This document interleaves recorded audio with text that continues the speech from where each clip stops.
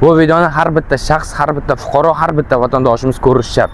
Hurmatli fuqarolar, hozirgi kunda bizga kelib tushayotgan murojaatlarda ishonasizlarmi, yo'qmi?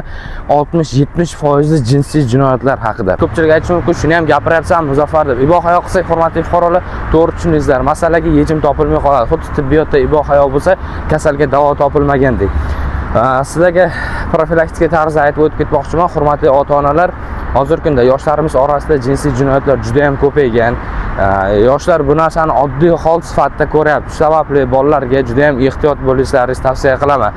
Keyin hurmatli akalar, ukalar, bitta narsani to'g'ri tushuningizlar, yoshlar ertaga o'ylanasan-u, o'ylangandan keyin o'sha narsadan bezoring chiqadi. Hozir qara ukajonim, bu narsa noto'g'ri.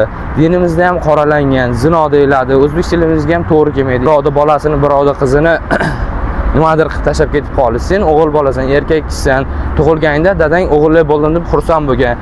O'sha qiz bilan shunaqa ish qilaymi? Oxirgacha bor. Keyin singillarim, opalarim, bitta narsani to'g'ri tushuninglar.